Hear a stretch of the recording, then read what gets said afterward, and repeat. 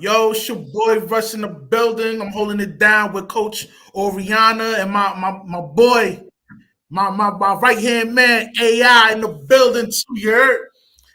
All right, yo, we gonna go for the gusto real quick. You know what I mean? I ain't wasting no time right now, man. You know what I mean? A lot of controversy going around with the passport bros community. And I want to get your thoughts on that. What's the cause and effect on that? You heard? Let's talk. All right. What you thinking, AR? Well, listen, the main reasons why is because we have an influx of women don't see the value in American man, particularly black men. I try not to throw the black thing in there, right? But particularly with black men are not valued as much. So men are saying, okay, we only make $50,000 a year. No problem. Let me take my $50,000 a year. You're right. I ain't shit. I'm a nobody. I'm fucking fat and I'm ugly. You're right. Let me take this fat, ugly $50,000 a year over to where women have been raised to treat men with respect or to treat him as more in the traditional sense. And oh shit, we're actually getting better results than we are in America. So you have these women that are saying, listen, we want to take your baby away without telling you.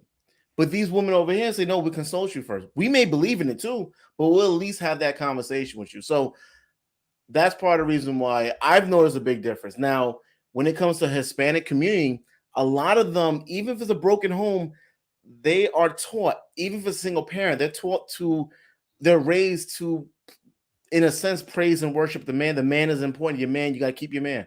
A lot of the parents put the man ahead of their children, which supposed to be like that, but just it's a little bit dysfunctional. So that's my take on it. I kind of want to expound on this real quick. Yo, like in like a lot of dudes, they will fly out the DR and try to, you know what I mean, do what they do. But a lot of them, they're not aware of. And yo, and I'm not knocking and I'm not hating on the passport bros. You know what I mean? Y'all do what y'all do. You know what I mean? If y'all looking for something more tangible and concrete, yeah, you could do something like that. But here's the cons to the situation. Yo, there's a saying out there. They call these chicks chapeadoras. You gotta watch out for them, cause yo, you know what I mean? You can fall up in that okie doke. You heard? Like, you know what I mean? I call these suckers Western Union poppies, man. You know what I mean? You know what I mean? Y'all meet up with them. You know what I mean? Y'all have a little copulation going here and there, and then y'all on that long distance joint, and every other month you sending them, you know what I mean, $300 here because her mom got eye surgery. Another $500 here because her father got stolen. Yo, I mean, yo, just crazy shit. I got You know kidnapped, I mean? right? Or yeah. Hey, yo, coach, man, come on, man. I need some of your gems right now. So talk to me, man. Let me know what's your perspective on this. I'll tell you for real. Like, it's kind of funny to me that this is like a thing, because this is so my mom's from the DR. Like, that's my culture, right? So this is Hold on. Before you go further on this subject right now, you make sancocho. You know how to mix with that? What about mango? Yes, yeah? Of course. Come on. Go ahead. Yeah. No, so like we grew up seeing this happen, you know, and like hearing the stories. So this is like normal in our culture. That's what you know, Americans need to understand. It's like this is like a thing that happens, that people, you know, women in our countries, and it's not just the Caribbean, it's Latin America too, and it, you know, it could be other places too, but you know, you just got to be careful and know the risks, because you start to kind of dabble with these women and they start to see you as this golden ticket to help them get out of the country or get out of their situation, you know, and not just her, but like her family starts to see you as the golden ticket. Yeah, you the cow, and they're ready to milk it. You know what I mean? Yes. And then yo, coach, let them know how the moms be. You know what I mean? Like, she might have a main boyfriend. You know what I mean? The moms is covering all out. You know what I mean? Like, yo, I'm in the mix, so I know what time it is. You know what I mean? Yeah, man.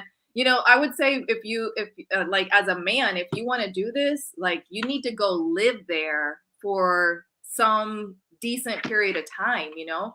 And so if your financial situation doesn't allow you to do much more than maybe like travel back and forth and take vacations there, then you're not going to be able to ensure that the person, the woman that you are interested in or that you're messing with, that she is actually legit, because yes, her whole family will be hiding a whole scheme behind your back, if they're all benefiting from the fact that, you know, you're either in love or interested in their daughter, right? You think you have this like, you know, humble, cute little courtship going on.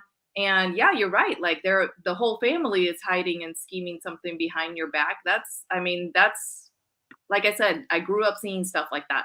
And that's normal. Like there ain't nobody in the community, in the Latin community, that's shaming people, shaming women or families for it's their hustle. This ain't man hustle. I mean, it's just a hustle. There's like, and the thing is, like, men that get caught up in that, they don't get there's not a lot of empathy or sympathy for them if they get they get their wallet.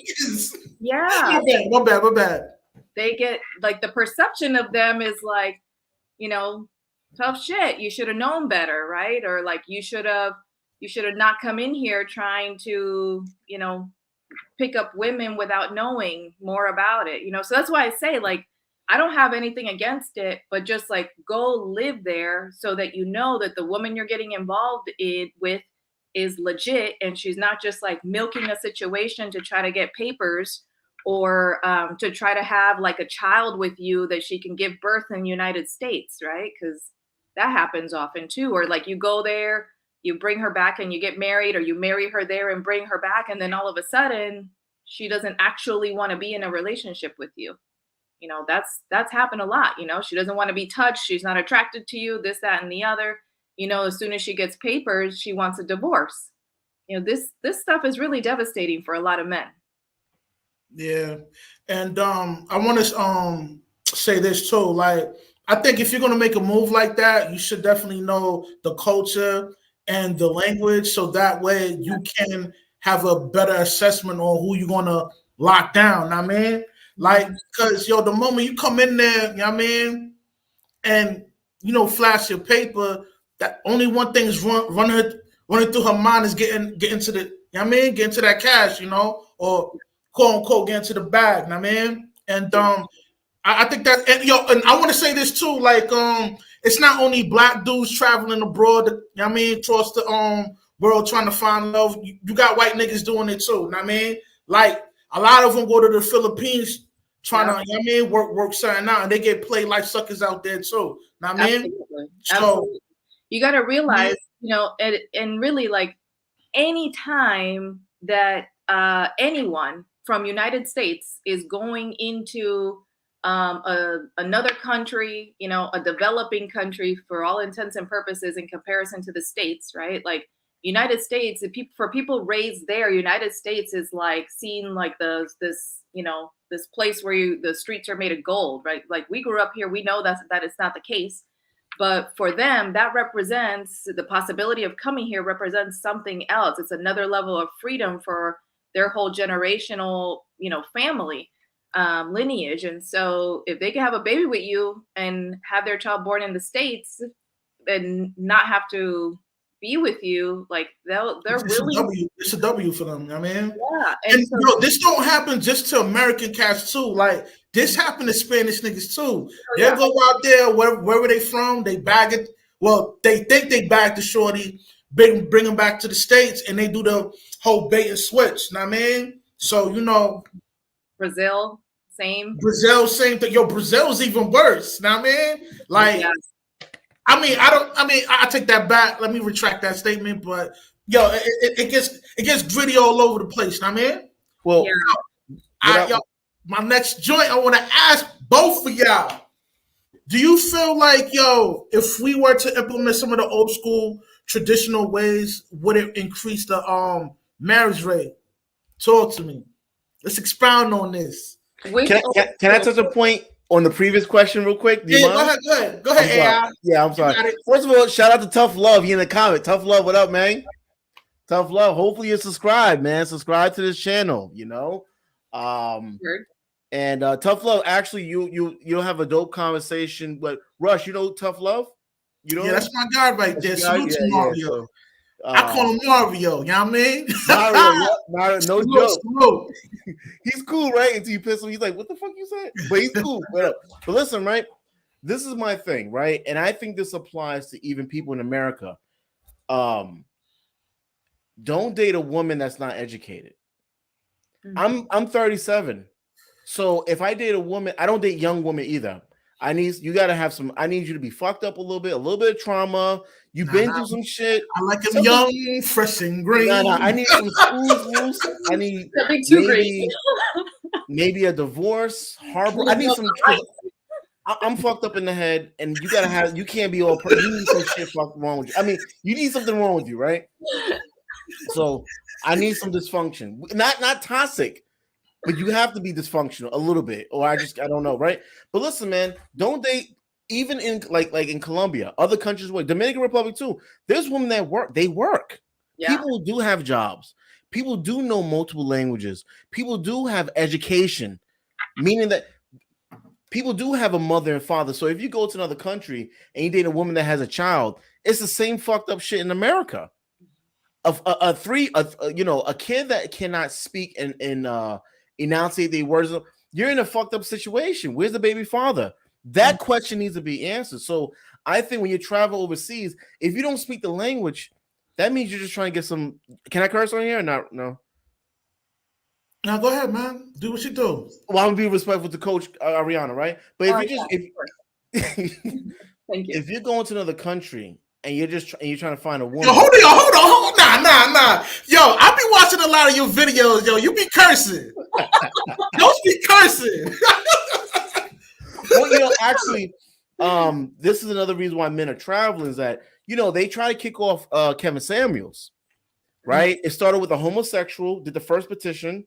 And then you had all these black women that did petition try and get him off. They got Andrew Tate off, a homosexual, a gay guy, did the petition and got him off. And a lot of women were supporting to get him off. Yo, damn, dog, man, you killed my question. That was my next question. My fault. But damn you, man.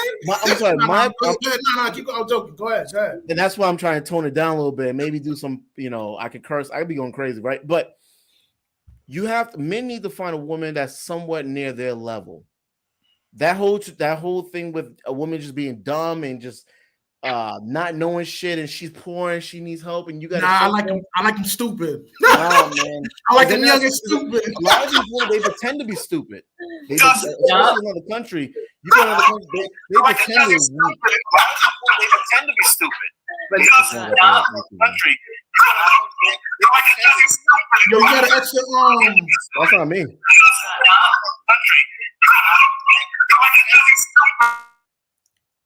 Hold up.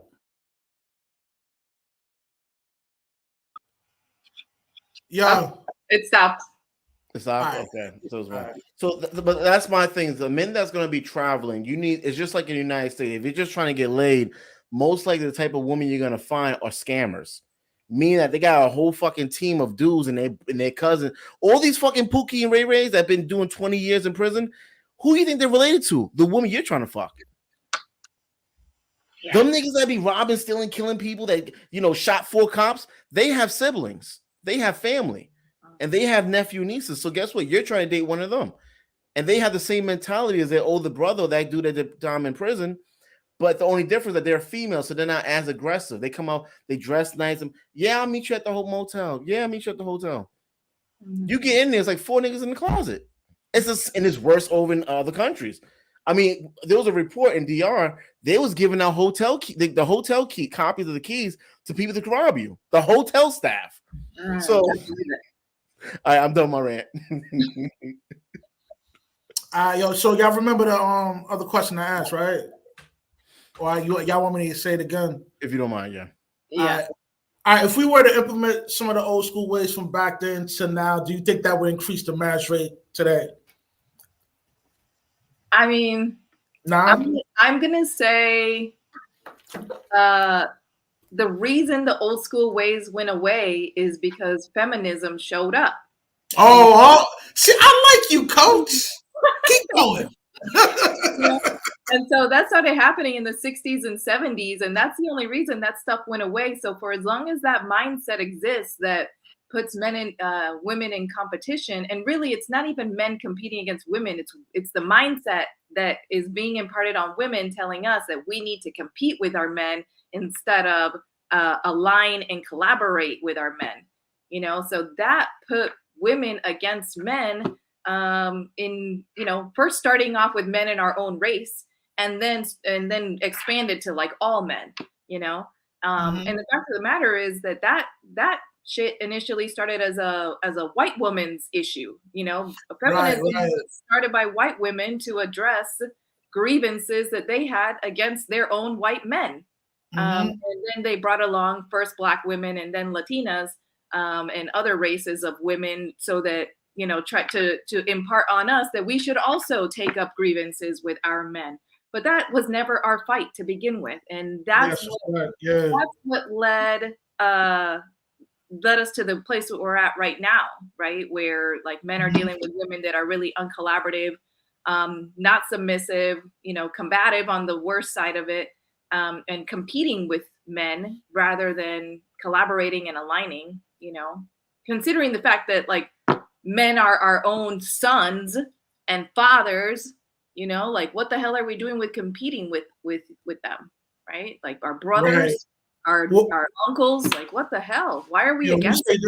let me say this real quick. Like, do you think because we divest from religion that we kind of lost our moral compass as Yeah, a nation? yeah, in a lot of ways, for sure. Yeah, I do Yeah, believe that. I And believe so too. you know, feminism also is responsible for a lot of that too, you know. There's been a lot of like indoctrination and propaganda that has led to that, but you know, uh, by historically, Latinos are traditionally like very, very conservative Catholic, and historically Blacks were very conservative Christians, you know. And so when these out external messages started to come in and say, you know, like you don't actually need men, or that they're against you, they're taking resources away from us, they're taking jobs away from us, you know, we have to be like them in order Which is to. still propaganda, but you Yeah, know, yeah, and it put us not only against our own men, but it put us in competition with one another. It put women in competition with one another. So then women within our own hierarchy, we became suspicious of each other and siloed as well. And so that's part of the issue, right? Like when the family unit started breaking down, the family unit is a biblical construct, you know. And right? Kind of like a divine order type thing. I mean, right, right. I mean, even the Bible says, you know, marriage is one man and one woman, and then together they shall, you know, like expand, procreate, create a family, you know, we're and not. create Um, tribes out of that. So when that got broken, um, mhm. then yeah, religion also, you know, got a fundamental break in it too. Word up. Yo, AI, I want your perspective on this too. Why do you need the KKK when you have an American Black woman? Or why do you Mhm. need the KKK when you have an American woman? No one hates an American Black man more than his own than Black women. You had, so this is why traditional won't work, right? So in 2022, because these women, not all, I know that, but these women don't like men. They're not lesbians, but they just don't. Any man. So if a man's in power, he is. I can't even think of the word. If a man is in power, he's not giving that opportunity to women. When a man is in the mid range, he don't make enough. He ain't shit.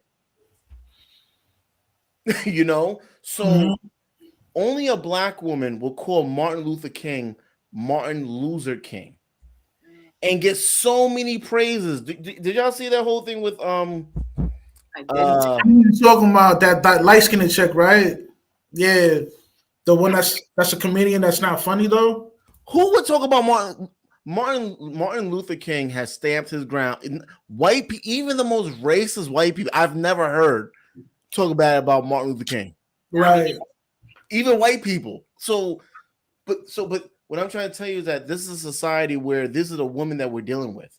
We're also dealing with women like Sierra. She's paid millions of dollars to put toxic behavior traits into our youth and regular women that's not famous, that's in the middle of the gas station twerking, or they down the down the street, or they're taking their kids to school and they're twerking. So these are the type of women we're dealing with. And these are the type of women, because they have their ass out, they'll get a lot of attention. And they, of course, they'll get the alpha male, right? The nigga that just did 25 years in prison. He's like, nah, I'm top dog. He's going to approach her, get her pregnant, and she going to blame men like me and you, Rush, that black men ain't shit. Because I mean, I don't like when they do that. I don't take it personal, man. I mean, like, you know, but it's affecting us though. I mean, even Tyler Perry thinks we ain't shit. That's just media, bro. Like, I mean, but I understand we talking about it is disparaging our character to a certain degree, but you know, things like that don't like. I don't worry about things like that. But I do want to, yo, Coach, you be dropping some gems on your joint, like you were saying like how. Yeah. You were saying like how like having a strong identity plays a good role, having a strong relationship and all that. And I want to ask you this, right? And you too, AI.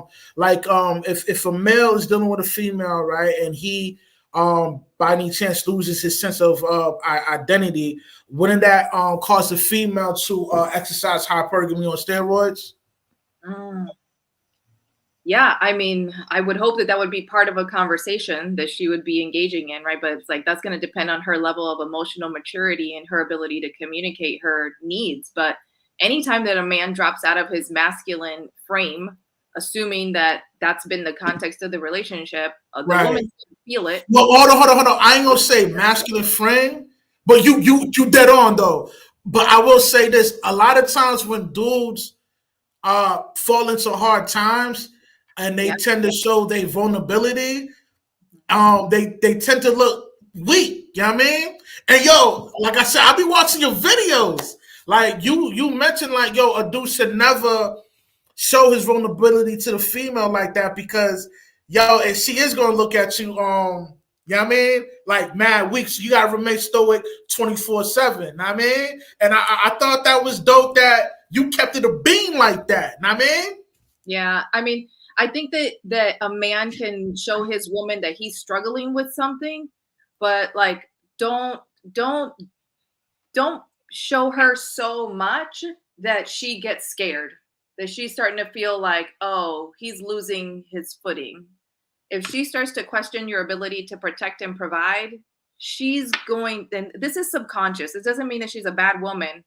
She's just subconsciously that switch is going to flip and it's going to go, oh, he can't protect and provide for me anymore. So I have to protect and provide for all of us or for myself, depending on the context of the relationship. And if there's kids or not, if you're married or not, right? So let's just say that they're dating and they're not married, right? So there's no real attachments there besides an agreement, a verbal agreement. You know, if once her nervous system gets activated and she starts to think this guy can't protect me because he's all up in his feelings and he won't go get help from somebody, she's probably not going to last in the relationship too much longer. She would have to be a very emotionally mature woman and also like really care about this man. Like, she'd have to really be in love with him and be a woman who can like see him beyond all of that emotion. And even then, this is the thing you guys got to understand, like, if okay, let's just say for me as a coach, the moment that I go in with my man and start coaching him through his problem and solving his problem, you know what I'm doing? You gonna look at him like you gonna look at him like he weak. You know what I mean? I'm emasculating. Yeah. I'm emasculating him at that point. So even if I know the answer, you're gonna be like, yo, I need him hit this. Like, I can be like, go do A, B, C, and D, because it's his job to tell me go do A, B, C, and D. Right. Because he's supposed to lead, you know what I mean? Right. So what happens? I start telling him what to do and how to do it. Now I'm the leader. I'm showing up masculine. And not only that, but I got to manage outcomes. I got to make sure that he really does it. Did you really do this? So now I'm managing his behavior. Who's the man here? And No, who? that's a fact. And I also want to say this, right? And yo, AI, I'm gonna want your opinion on this. So you said something that was so profound, Coach, right? And yo, Mike Tyson broke this down too. Now, I mean, how a male seeks that unconditional love from like that's similar in comparison to his mom with the Yeah. female that he dating with. Now, I mean, That's but yo, freaking. Mike Tyson, yo, he went a little bit further. He's like, yo, your mom's, and yo, salute to Mike Tyson. You know what I mean? Yeah. He said, your mom, she's there, like, she's there to help you out for your survival, but the girl you dating or you married to, she's helping you out for her own survival. Let's Yeah. expound on this. Yeah. Talk Facts. to me, Coach. Yeah. Yeah. Yeah. That's so good. I remember I saw him saying that.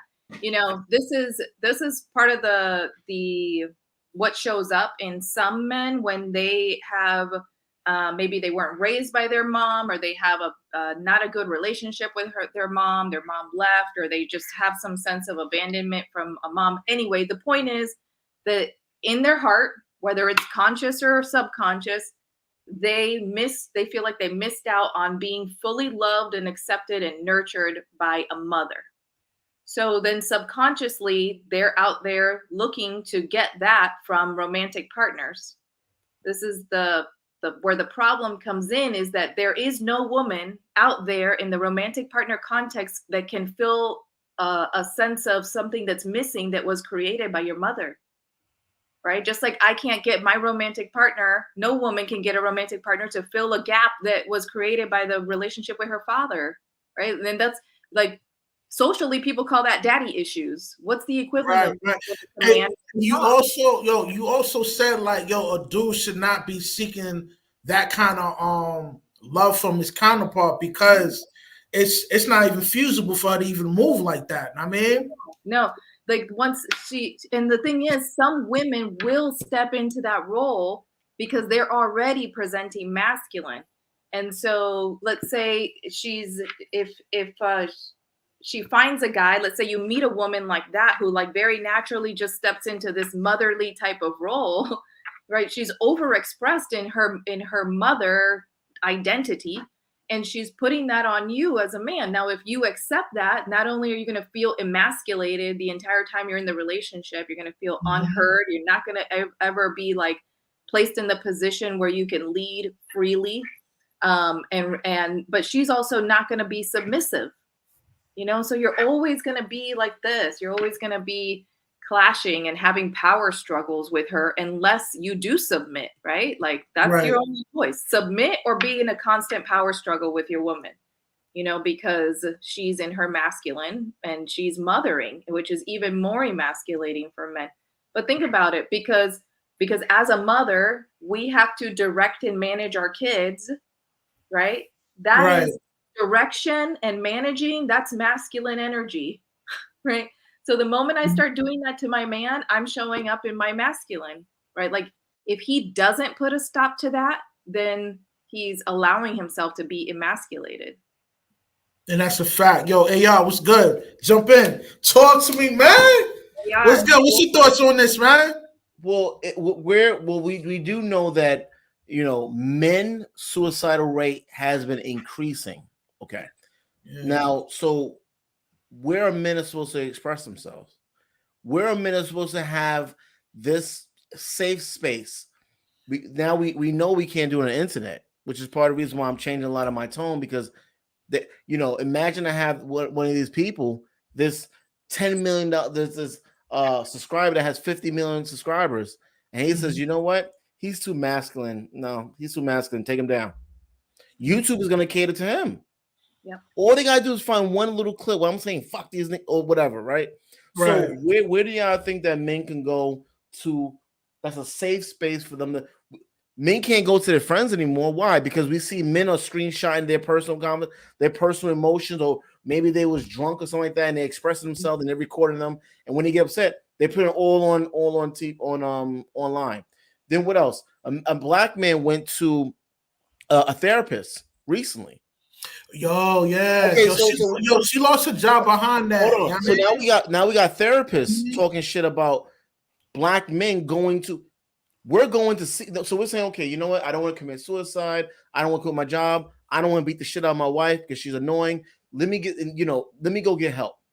You know what? I don't even fucking feel like taking care of my kid. You know what? But hold on. Let me go get help. Man goes to a therapist to get away from the bullshit. And he comes to a therapist and he's getting the bullshit. Then she goes online and express how much he ain't shit.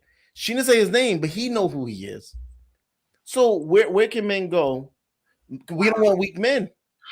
I didn't hear that story about the therapist. Like that is that was bombshell. You know, I think this is where men getting support from other conscious, healthy men is so important, you know? And like, remember, it's a hierarchy. Like younger men are looking to older men for wisdom, guidance, support, experience, things like that. But if older men haven't gotten that from men older than them, right? Like, or they didn't grow up with their dads, like how can they support the younger and younger generations, you know? And this is where we really start to see like the breakdown in the fabric of masculinity. The ripple effect. Right? It's a ripple effect, yeah.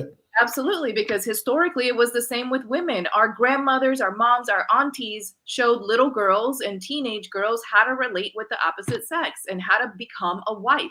We don't see that anymore happening, right? Unless you got a real old school granny or mom, you know? And so this is where like men have to really come together that actually see that there's these social gaps, right? There's these gaps in society and so try to fill them in, you know? And I do see that happening, like in certain communities, there's groups of fathers that are coming together, you know, to show up in schools. And yo, what you're saying right now, it also wants me to lead to saying to this to you, right? You said, coach, I'm your number one fan. I'll be watching your vids for real. You said something about people pleasers, right? Yeah. How they your co-host too? I need to highlight him because he said something official too. He's you said like, yo, listen,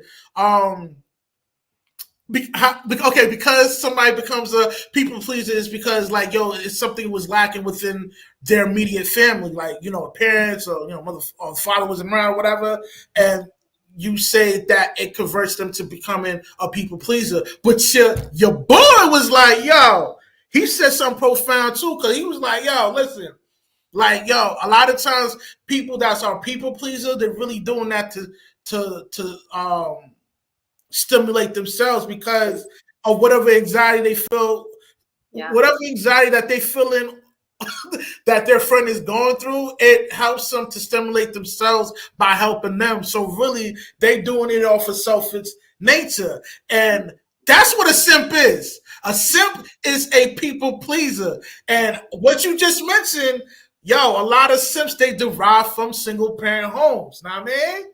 Talk about it. Talk to me about it. You know what I mean?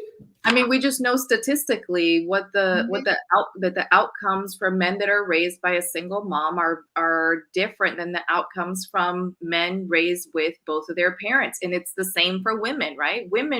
Girls raised by a single parent or a single mom in particular have very different outcomes than girls that are raised with their dad in the household, right? Like I was blessed to be raised with both of my parents together. They're still together now after like 40 years. Now, don't get me wrong. Their marriage has been rocky and rough, and I've been a witness to it in the first row. But, you know, I'm thankful that I've had my dad the whole time, right? Like I have a picture of me up here from my first birthday with my dad. Like that's like, you know, I was his little roll dog growing up, like, you know, and like, just like I love the shit out of my dad, and I'm so blessed to have had that relationship because it makes a huge difference for girls. You know, I wish every woman could have that experience, but I also understand the perspective of men that are like in these incredibly toxic and combative relationships with the mother of their kids, and leads them to the place where they just feel like I have no choice. I have to get out of this situation because think about it. One of the number one reasons that men die young is being in a toxic, unhealthy, and or abusive relationship. That actually shortens your lifespan as a man. There's no research that shows that it shortens a woman's lifespan. The research shows that toxic relationships shorten a man's lifespan. I mean, would due to the pressure that a man has to go through, like we face harsh reality, and then on top of that, not getting the loving and compassion from the counterpart. Yes, it do add on a lot of more stress to the body and cause them to, get sick off high Yeah. blood pressure or whatever. I mean, Yeah, you have no peace. You have no peace at work because work is work. You have no peace at home because there's crazy toxic relationship at home. You have no, like, where do you go to get peace, which is AR's question.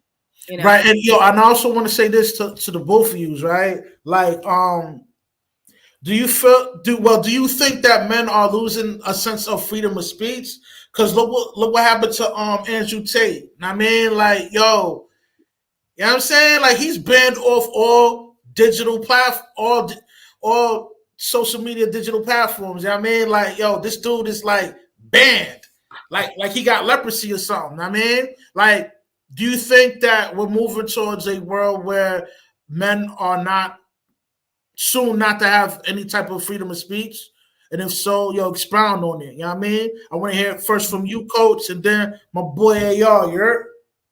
Yeah, I do think that. I think that's the case for anybody who's talking about masculinity in a honest, which apparently is a very provocative way these days, right? I think that that's the case because, I mean, I had a live show on Instagram called Gifts of the Masculine, where I brought on both men and women to talk about issues surrounding masculinity and how to, uphold men's health and well-being. And I got censored almost right away. I got censored within 3 months. I lost my ability to go live first for about 2 weeks. Then I started having my guests bring me on their platform live, but to be on my show, right? And that worked one more time. And then they ended up banning me from going live for like another 2 months. Wow. Yeah, and I totally lost momentum from being able to go live on my show. So, it's that anytime people are having a conversation in a provocative or honest way about masculinity, I think that your platform is, like, you got to be careful with it, like AR was saying, because, if you don't want to lose your platform, you got to be really careful about what you say and how you say it. Somebody in the comments talking about how Andrew Tate is a woman abuser, I don't know his background in that way. I do still see his content, even though he's been banned. This might actually make his content go even further, get a greater reach, and go even more viral now that he's banned, because people like to talk about stuff that isn't allowed to be talked about. Yeah, no, that's a fact. The thing with Tech and Wonderlust, what up, man, that he's talking about, and that's the same thing that happened with a lot of Republicans, especially with Trump. It's so important that if you're going to speak on something, do your research on it. But there's so many things going on. I don't have time. Stop. If you're going to come on a public platform and you're going to speak on something, it's so important to do your research. There's actually another police report that she lied, and she did a live video saying that she was just lying. Andrew Tate did not abuse her. So, and they're actually really good friends till this day. It is so important before you come on platforms. Now, the only reason why I'm even speaking like that for Andrew Tate is because of Andrew Tate was for men. Mm-hmm.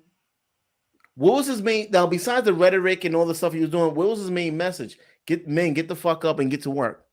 Become something. That was his main talking point.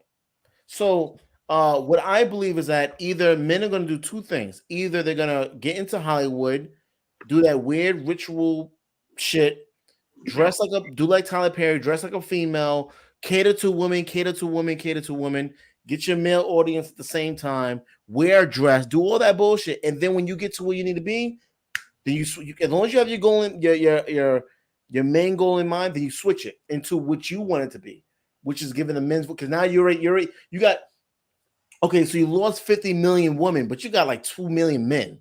That's like, I rock with you. Mm-hmm. You're good, and you can build up from there.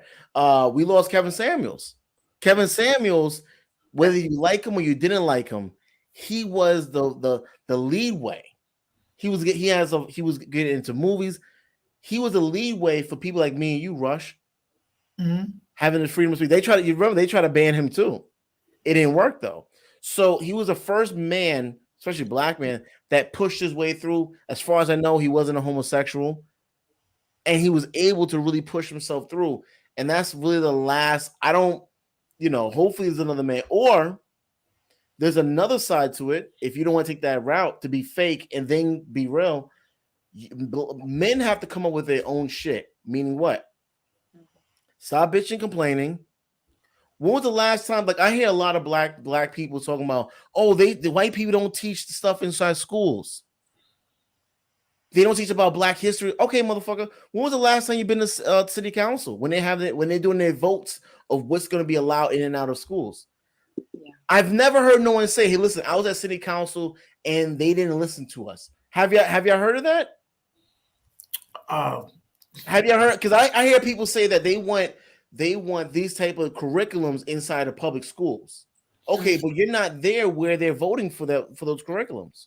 You're not even present where you go online and talk about it. Right. So I mean, there's a lot of funny business going on when you're talking about the politics, because a lot of these politicians, a lot of these motherfuckers are not even involved. They're not. They come online to talk about it, but they're not there. The white people are there. When you talk about their kids, they're there. So in Hispanics, now, are you expounding on the trans reading like books to the little kids and all that? This is what I'm saying. But when I bring that up, a lot of my people, which is black. My bad. I meant to say transformer, but my bad. No. I mean, they say, well, that sounds crazy. I'll get to when that happens. I'll get to. It's already passed, bro. What the fuck are you talking about? Hey, yo, coach, I gotta ask you this thing before you bounce. All right. Yeah. I got a little more time. All right. Here's the thing, right? Like I said, I've been watching your journal, whatever. And you was talking about unrealistic expectation in relationship on how that would, hinder from the relationship from like growing, evolving to something great. Give me your perspective on that, and AI, I definitely need your perspective on that too, man. Talk to me, coach. Yeah. So elaborate for me a little bit. Like unrealistic expectations or uncommunicated or just expectations in general? And expectation in general. Because, a lot of times when dudes is dealing with a jump off, like there's no bullet points on what lane he gonna take with shorty. You know what I mean? If I don't know if you understand what I just said, but yeah, like for example, if a dude's dating a chick and she like, yo, where's this relationship going? Da da da. Whoa. Like, you know what I mean? Like, in that kind of sense. Talk to me, coach, man. Come on. Yeah, I mean, honestly, I think if a woman's in a relationship where she has to ask, where is this going? He's not clearly leading, because if a man is leading the relationship with me, I don't have a question in my mind about where it's going. I want to say not leading. He's just, if he do like me, he just want to have fun. You know what I mean? You talking about? I'm out. You know what I mean? That's not leading relationship. But you can lead in that way. Like you can lead starting right off the bat with a very clear expectation and because the moment you start talking about doing like serious things, like I'm ghost. You ain't gonna see me. Right. And just want to have fun.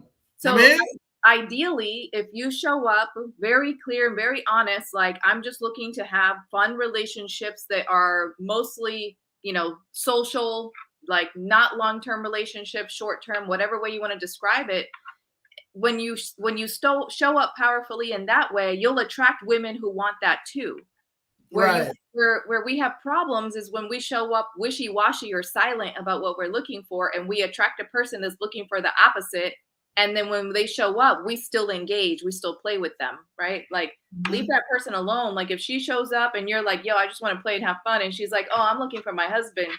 Man, let her go, right? Don't become an obstacle for what she's looking for. And don't let her become an obstacle to what you're looking for. Just move on, and until you find what you want, because there are. Yo, coach, most people aren't honest like that. Like, you know what I'm saying? You got dudes out there that might create a pretty picture, you know what I mean, and shatter shorty's dream or whatever. Yeah. I know. I call it a snake in the grass, right? That's that person. Exactly what you want. No, yo, coach, I learned this from a wise man. He told me, like, yo, sometimes you got to keep the snakes around to keep the rats away. You heard? Oh, Talk to me. you know, it depends on your perspective, right? Like, I'm really a proponent for like if you tell me what you want, I'm gonna try to show you the most direct path for you to get there. And I've yet to find a path that's more direct and easier than just being honest and just showing up fully, right? Like, it's kind of like even in business, right? Like, if I show up powerfully in my stand for men's health and healing, some women are going to love it, some women are going to hate it, right? For the ones who hate it, see you later. Some men are going to love it, some men are going to hate it and be like, she has no right to be talking. Okay, no problem. See you later. Right, Get off my right. platform. What are you doing following my stuff? Why are you commenting on my shit? Like, I'm bringing the hood out. Oh, ain't that right? keep it moving. That's my platform's always going to be like, honesty is better. You know why? Because then you avoid ending up in dramatic situations with people, right? Where Yeah, man, because, yo, let me tell you something, man. Like, yo, if a female's attractive and she knows she's attractive and she's getting rejected, yo, she's going to get violent with you. That's why we keep it fake all the time, man. it's going to get violent. Yeah. That's You know what I mean? Hey, y'all, man, what's up, man? Talk to me, man. What's your perspective? I mean, from what Coach was saying, that, a lot of men, I don't advocate for men sleeping around with multiple women. I think that I don't either, but, you know what I mean? I am a big advocate on staying sucker free, but yeah, go ahead. Yeah, no, definitely. So I just want to put that out there. But when a woman is asking, hey, where are we? Those type of men, I believe, is intentionally not leading because they want to keep that. Oh, but he don't want her fucking someone else though, which is weird. He can go out there and do whatever, but she can't. But I also do believe that if a woman has to ask that, that's poor leadership, and that's everywhere that leads out to everywhere. That bleeds out to every aspect in life. If you just wanted to fuck, you should just say. If you tell a woman, hey, listen, I'm not looking for something, she should know that. Hold on, nah. By your lifestyle, by your Instagram post. Hold on. Hey, yo. Life. Yeah. Yo, sometimes if you keep it a bean like that, you're not going to get the buns, man. No, sometimes do go. No. Yeah. You know what I'm saying? They want to get the mission done by any means necessary. Listen, that's the problem, though. That is the problem. There's plenty of women. No, listen. I don't condone it, but yo, it's reality. There's plenty of women that fully could comprehend. They got 2 kids, different baby daddies. They broke up with 15 people. They know you are not the love of their life. They know you are not going to take them to the promised land. They know that. Most women love to be lied to, man. It's just, you know what I mean? That's just my philosophy of things. You know what I mean? With that though, they love that. You know what I mean? They love to be lied to. But now, especially when we're in this online space, when they can easily come on and say, that nigga, he fucked me on his mom's couch. He ain't got shit going on. They can easily expose you. But that's why I like to listen, man. With anything, I like to be upfront. Even before I was married, I never had a problem telling a woman. As a matter of fact, any woman that was dealing with me, they expect that. They knew getting a relationship was not on the table. Mm-hmm. Yeah. They knew that just by the way I move and the way I react, but they know what are we? We are what we are right now. We fucking. Yeah. Not no titles. Yeah. I don't get my car. I've never had my car scratched. I've never had someone call my mom's up. I never had a brake thrown through my car. I never had any issues because I'm very upfront. Mm-hmm. Yeah. You haven't lived yet. You haven't lived yet, AR. If a chick haven't throw a brick through your window or keyed your vehicle, you have not lived yet. Terrible, Rush. You're terrible. The thing you gotta realize is that the women you're gonna attract are women who have like issues in that they're gonna hear you say, I'm not looking for a relationship, right? But they're still gonna get involved with you because they have low self-esteem. They're dealing with all kinds of other stuff, and they think they can change your mind. that's why they get like violent later, because they've invested, let's say 2 months, 3 months, 6 months, 9 months, and then they're like, hey, where are we going? I've been investing so much. And you're like, honey, we're at where we're at. What are you talking about? And she's gonna get pissed at that point, because she's been hoping that all this time, all of her investments were gonna make you change your mind about her, and when you're like, Coach, it's not like that. most women, I look at women as intuitive creatures. Like y'all could peep game. It's almost like scary on how y'all could read a dude's mind. Know what I mean, and for to sit there to say a female don't know what's going on, a dude that's leading her on, just they don't playing with her. They don't. Why do you think they have so many kids? kids? Man. No, why? That's why I say they love to be lied to, man. Why do you think they have so many baby daddies? They don't know game. Why do you think they have so many baby? Women are easy to manipulate. They think they're manipulators, but why do you think Eve bit the apple? Mm-hmm. Adam think it was a trick. Hold on. I gotta correct you. When you read scriptures, it does not say apple. It says he ate the fruit. I mean, it could be dog shit. It don't matter what it is. Dinosaur shit. But she was the first one. God said, "Listen, woman, you can have everything. Yeah, just don't have whatever that is." And she was the first one to be manipulated. The serpent gave her game, and she. So hold on. The serpent really seduced Eve, because when you read Genesis, right, it says that the serpent beguiled Eve. Yeah, I mean, if you look up the word beguile, it means seduce. So now he ran game on her. Going on a whole different. You know what I mean? He ran game on that's her. A different topic, though. You know what I mean? But what I'm trying to say is that he ran game on her, and she couldn't tell the difference. And that's the same thing that happens all the way till 2022. A lot of because like Coach said, they're broken. A lot of these women are broken, daddy issues, whatever. And unfortunately.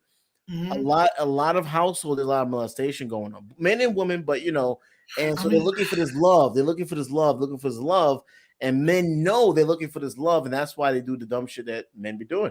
Yeah. Marcus GV says, "What if he's in the vetting process?" Yeah, 3 months or less is a vetting process.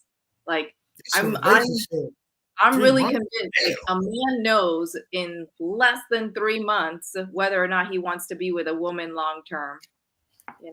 So if it's taking you that much longer to figure it out, either you want a relationship with her or you're playing her. Which one is it? But that's a different topic. I got this for you, Coach. Why is it when it comes to cheating, right? There's a huge double standard between a male and a female. It's like, when a dude is out doing his thing, he gets saluted. But when a female step out, I mean, there's a lot of negative words that go towards her way. You know what I mean? You think it goes towards her or towards her man?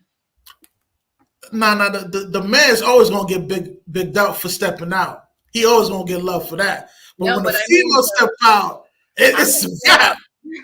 It's over. Stepped out. The man of a woman who stepped out. What's being said about that guy? He's a slayer. He's a backbreaker. That's what's being said. All right. We have to stop pretending like we don't know the difference between a male penis that does not change over the course of how many times he does whatever. Mm-hmm. A woman's vagina is not the same as a virgin's, right? Mm-hmm. When she's out there, she has children. So that's how us men think. Hold up. Who is stretching that? I'm just rushing my line. Coach, she playing with this, man. Come on, man. Be direct, man. Say what you want to say. Say what I want. Me. Okay. All right? I'm good. Go ahead. I don't think that I think that men and women cheat for different reasons for the most part, right? Like men probably are stepping out because they're not getting their needs met at home in a sexual way. Women are probably stepping out because they're not getting their needs met in an emotional way, and so it's always different, in terms of the perspectives that people are going to have about either person. This is my problem when it comes to the now, hold on. Let me ask you this, Coach. Now, when the female steps out, right, and I'm about to get to the point. When she steps out, right, is it because the male that she's dealing with is not her first choice, and that male is not able to rewrite her sexual imprint? Wouldn't that cause her to step out? Talk to me. I mean, Break it down. if she's had a lot of sex partners, yeah, that specifically is possible. If she had a lot of sex partners before getting into that relationship, that's why women should maintain a low body count. You know, especially if they want to get married and have a family one day. You know, they Right, shouldn't be wilding out like that in their 20s and think that that's okay, because it's not, because that shit catches up with a woman later on. But my issue with so you do believe from a biological standpoint, if a female sleeps with over 10 men, that she loses the ability to pair bond with her counterpart, right? yeah, that's based on Word research. up. Me too. I'm big on that too. Know what I mean? Yeah, So it's good to have a low body count, right? yeah. Because yo, stats show that females that don't live a promiscuous lifestyle, like their marriage tend to last a lot longer than a chick that got 1,000 bodies under her belt. I mean, and no discrimination, man. Salute to y'all girls out there that got a high body count. We love you all right? Talk. But Rush, and also someone, right? But men need to keep a low body count as well. Men need to too, right? When men are watching porn, listen, there's something about that. When you're doing you get more and more into it. There's no way you could be committed to one woman if you fucked all these different, if you've seen the images of all these different women, there's no way you could be in a long committed relationship with one person that you're gonna get tired of. Yeah, the issue is that as a man, you become so accustomed to meeting your need for variety by sleeping with a lot of different women that then the idea of being in a monogamous relationship becomes really, really difficult, if not impossible, because you're not going to get your need for variety met in that way anymore. And that might make a man shy away from getting married at all or being in a committed relationship at all, because he's like, I don't know if I could do that with one person, because I really value variety, right? And specifically sexual variety. So that's one thing. But when it comes to like having, like stepping out again, like I think men and women do it for different reasons. The basic reason being the same, right? Like not getting your needs met in the relationship for whatever that need might be. It could be different needs, but just generally speaking, not getting your needs met.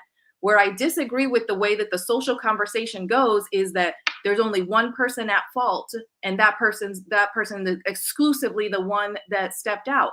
I don't agree with that. I think that when there's infidelity in a relationship, both people need to look at themselves and really, like, if you want to recover the relationship. If not, there's no point in talking about it. When the female responsibility. When the female step out, 9 times out of 10, a dude don't want to work it out. He just want to move on. I mean, some of them do. Some of them would work it out. Yeah, it depends on, is she the mother of his kids? Like, how much has he invested in having a relationship with her? How much does he stand to lose by getting divorced? Right, because men lose a lot in these divorce proceedings. Obviously. Right. Now, hold on. Now, let me ask you this: Do you think that because of that repercussion of like losing assets from a nasty, vicious divorce, that hinders the man from really, taking initiative to divorce the female? Because a lot of times dudes will look at the situation like, it's not so bad. I'm not trying to live under a bridge. Let me just work this shit out. But it gives the female more incentives to get the divorce because she got more to benefit from that nasty situation. I mean, the system is rigged against the male counterpart. So I can't believe you're saying this. Like, most females, they can't admit to that. I mean, well, all you got to do is look at the data. Just look at the research. Even if you show them the data, be like, yo, it's not real. This is not real. You're lying. People who are really trapped in the matrix will think that all of that is a lie, but right. It shows it very clearly. Most men lose custody of their kids. Most men lose more than 50% of their assets, even in a no-fault state for divorce. Most men have to pay alimony for much more longer periods of time than if the tables were turned and it was the woman who was the primary earner and had to pay alimony. It's just not the same, all of this equality bullshit, and then equality does not kick in when it actually matters. So, that's the name of the game. I think that expression, cheaper to keep her, it came from somewhere, right? It's like, like somebody. It's like with every joke, there's some, truth that comes You know what I mean? It comes with it. You know what I mean? Yeah. And Yeah. you And know so, that joke right there has a lot of validity to it. You know what I mean? yeah, yeah. And so some men might choose to stay married even with infidelity because of that reason, right? They're trying to Yeah. protect their assets or they're trying to protect their kids in some way. I Mm-hmm. just personally, I think it's just a very personal decision. Even as a coach, I would never tell somebody that they should leave their spouse because of infidelity. You think about it, like if your partner cheated and it's like, you've been together for 20 years, maybe it's different from a woman's perspective, I get it, but like if my partner stepped out and we've had 20-year history and we've built a whole life together, like to throw away all of their history for one infidelity, one indiscretion like that, to me, I don't like, that would be a hard decision for me to make. Whereas I think that women feel more threatened by the fact that a man has an emotional relationship with another woman. Like if you love her, go ahead. But if that was just one night of like having fun, fuck. Okay, I'm not happy about it, but like we can overcome this. I'm not gonna throw away 20 years with someone over that. Yeah, man, I think that's crazy, man. Just because you catch your husband cheat, step out one time, you're willing to destroy everything you guys have, Yeah. built together. Fuck That. that. I'm That's part gonna of the destroy it. feminist mindset, though, that tells women, like, if he cheats, he's always going to be a cheater. He's going to cheat on you again, never go back. For Right. me, it's a little different, right? Like, I don't necessarily expect men to have the same mindset that I have. Like, AR was just saying, no, fuck that. And then, no, I get it. I get that completely because it's different. It is totally different to know that a man slept with your woman and to stay in that relationship with her. It could feel and be emasculating, right? And so if that's something you can't live with as a man, then don't, right? Like that's just my position, is like, stop putting yourself in positions and relationships where you have to compromise yourself. Like if you don't want to compromise yourself because it's going to make you feel like crap, stop compromising yourself. Everybody has to live with their own stuff. That's a fact. But a lot of people from where I come from, in the words of Jay-Z, once a good girl gone bad, she gone forever. You know what I mean? And this is the ideology that we hold for where I come from. You know what I mean? Yo, hey y'all, man, I need your perspective on this, man. Talk to me, man. I mean, I do believe even in my past, I stood in relationships longer than what it would have been much better to end it right there and start new, right? I mean, sometimes you fuck up so much or whatever happens, it's too much to forgive as far as waking up looking at the same person. Like you're looking at them sleeping like, I should knock them the fuck out, Yeah. What am I doing here? Why am I doing here? So I think a lot of the times it's easier to me and my wife, we made it very clear. We wrote a list of her father told me to do it and we did it. There's things that you cannot. And I think trust, it's not just people think cheating is the worst thing that can happen in a relationship. It's not. If you think cheating is the worst, you have not lived. Cheating is not the worst thing that can happen, but there's certain things that you wish your tolerance level. I'm not going to spend the next 5 to 10 years trying to learn how to forgive you. Fuck that. I'll move on and we go our way and we do what we have to do. But it is kind of hard to do that. I know men that make well over $150,000 a year and they had to move back in with their mom after the divorce. They make good money, but she got the house. When them kids are under 15 years old, men better shut the fuck up and deal with it. She's fucking a guy every night. You better shut up and learn how to deal with it. Or it's just the amount of you're gonna lose is just too much. Yeah. Change the terms of the relationship, Okay, honey, you want to have a boyfriend? Guess what? I'm going to get a girlfriend because that's where we're at. Don't do that. Don't do that. Hold on. Because if she has a PI, hold on. If she has a PI and they got them snaps out, you breaking somebody back in, guess what? You done lost the battle already. Nah. Get your own before you even make that confrontation. Get as much information as you can, right? But like, give yourself leverage before you confront.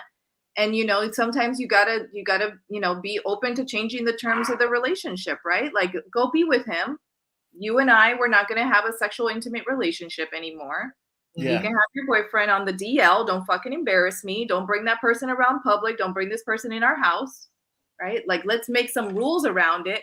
If it's the case that you have to stay for the kids, you know, like AR was saying, if that's the case, right? Like sometimes you just got to restructure the relationship into something that can work for the period of time that you feel like you need to stay as a man, right? And just so that it can be tolerable, you know. I know what I'm saying sounds crazy to people, but no, like, I mean, no, it's reality, because you know a lot of times a dude is not, because it's not gonna just. I know this MGTOW and you know the manosphere, but yo, most dudes they're gonna want to be with a female. You know what I mean? And, like if he that like for you to like, and I understand why MGTOW do it. You know what I mean? Like they just don't want to deal with chicks, but you're moving in an unnatural state. You know what I mean? And when you move in an unnatural state like that, you tend to do like crazy shit. You know what I mean? yeah, And no, I hear you you. know, Not a lot of like, people could do it, but you know, if because you're we're social species, man. We gotta converse in order to, you know what I mean, to be able to, you know, live a long, fruitful, everlasting life. Now, it doesn't have to always be intimate to that degree, but if you got a good, like, you know, family structure, nuclear family around, and good friends or whatever, maybe that can help. But in reality, a dude want to be with a chick, man. You know what I mean? He want to break a few backs in, you heard? You know, You know what I'm saying? you know, I think what bothers me more is that like I have my wife location, right? I know where she's at. We communicate quite often. So if she found time in between that, and I have her location, she gave it to me voluntarily because I'm in New York City and the violence is just beyond what it's crazy. So if she found time to cheat in between that, I feel like she really went out of her way planning it. Yeah. And But it's hold just on. Most chicks are strategic like that. They are ahead of the game. but I mean, like I think it's a huge difference. The relationship will be over before you even know it. Like you would think everything is good, but like yo, 8 months ago she already broke up with you in the head, and But already got I'm very, but the thing is that I'm very, very much like I'm in control of this, right? Yeah. And for me not to be in control of it, if somehow she was able to gain control in that sense and slept in a hotel, I mean, how did she even do that? You know, so that would be too much. Listen, I'm gonna say this, AR. But that's why I can't forgive To it. be It's too much sleeping with your granddaddy, you're not gonna know. You're not gonna know. I mean, yeah. But no, I have a quick question for y'all, real quick. Can I ask real quick? Yeah, go ahead. Okay. Why do you think that women don't particularly want men to hit like on a woman shaking her ass online, right? Or right? Do I agree with that? But in general, or she don't want her man going to a strip club like that. But the like that he's hitting is the type of woman he's with. She's online showing herself like that. Why is that okay? But he can't engage in liking those type of photos and stuff like that. So he's with a woman like that, but she doesn't want him to engage in content that features other women doing what she does. Yeah. I mean, I just think that I don't know, maybe that's super insecure, you know, or something like that. I mean, there's a lot of women like that. They don't want their man out there flirting, doing anything, but they are getting all this attention. Yeah. I mean, chances are she's acting like that. She's irrational. She's cheating on you. I mean, she constantly calling you out. I mean, tripping about you liking a picture. Trust me, there's somebody else is breaking her back in. It's a fact. You know what I mean? I'm that guy, you heard? And if your girl got Snapchat, you need to dump her right now. I'm telling you. Listen, like, how does she even have time to track what kind of pictures you're liking? Like, she's like, that's some significant insecurity she needs to get. Yo, coach, don't even sit here in front right now. Y'all like all women need to work for the feds because y'all be figuring out shit. I'll be like, yo, how the fuck? You know what I mean? Listen to this. Like, if a guy is in a relationship with a woman that's showing up like that online, right? And like other men are liking her pictures, and those other men, some of them are in relationships. So how is it okay for other men, for her to be posting enticing content that other men are going to come and look at, but you can't look at relatively enticing content on some other woman's page and she has an issue with that, give me a break. I mean, but let's her though. That's it. Like, I always go back to the person I'm dealing with. Why are you with this woman? But I mean, you have women that let's tone it down a little bit. You have women that's doing like some sort of inspirational, motivational thing, and God, you know, trying to say something inspirational, but their ass is showing. Do you see that or no? Am I the only one? No, you're right. I do see a lot of that, but you know I know you see that. I see you liking it. I see you liking it. I love them all. But see, even with that, now, hold on, yo, coach, don't play me. I'm sucker free. I don't be liking none of them ass bitches. I may look, but I'm not giving you that validation. You gotta work for that. Yo, go ahead. Hey, my bad for cutting you off. No, but I'm just saying, like, even with that type of tone, you're seeing an influx of that. I mean, it's at an extreme, ridiculous rate. And but at the same time, those are the same women. They're not completely naked. They're not twerking. But you know that the way the camera's facing, intentionally doing that. But they wouldn't want their man. Let me say this real quick, AR. I mean, my bad to interject. No, go ahead. Yo, for chicks in a relationship, like a full committed relationship, she should not be having a gram. She need to get rid of that. If she's not, if your grams is not getting monetized, you should not be having Instagram. And let me expound on this. Yo, if your girl got Instagram, she's showing them goods, she's showing them cakes, she's advertising them buns, she's exercising hypergamy on steroids. She's looking for somebody that's better than you, nigga. You know what I mean? Yo, my friend, she showed me her DMs. Yo, hold on, wait. Yo, coach laughing. You don't agree with me, coach? No, I do. 100% Rush, 100%. Like, I got the Instagram because I run a business on Instagram. Yeah, no, that's, you know what I mean? Yeah, you good. Trust me, if you was one of those, I would not have you here right now. All right? Exactly. So that's why, like a man in a relationship with a committed relationship, like in your mind, that's your girlfriend. Like, if you're not calling her out in some type of way, showing like that you are not pleased with this behavior, then you need to start. You need to start calling her out. Yo, could I say this too, coach? Yo, most chicks, they want to be checked. They crave that. They looking for a dude to check them. Know what I mean? Yeah, yes, that is true. At the gym. Let me revise my statement. Let me revise my statement real quick. Yeah. They want the dude to check her if she's like really attracted to the nigga. Know what I mean? Yeah. But if you just a sucker, it ain't gonna work. Know what I mean? Yeah, it's gonna be on some domestic type shit. You heard? But yeah. Yeah. Go ahead, AR. Well, I mean, like even with the gym is at a ridiculous rate in the gyms. How much are women are recording themselves, selfies, purposely bending over, tight shit, it's to me, it's just fucking. It's everything. Well, yeah, I mean, yeah. The thing is, it's tough to meet a woman who's been presenting like that online and then ask her to stop. Like, you have to really, like, she has to really like you and be committed in the relationship and vice versa, and feel like you're really committed in the relationship for her to maybe take that stuff down or archive it or delete it or whatever. Mm-hmm. But I think the man has every right to ask. But coach, the least he could do. The crazy thing, I see professional women doing this. I'm not talking about the women that got nothing going on. I'm talking about real estate agents. I'm talking about women that are in power, in moving, making money, do what they got to do. Professionals. Yeah. They're doing it. Yeah. Like, I mean, what's going on? Everybody knows that sex sells, right? Like, I mean, I've been down and out on some of the performance of my content in the past, and had somebody be like, well, dress a little, show a little more. And I'm just like, no, like, that's not me. That's not my brand.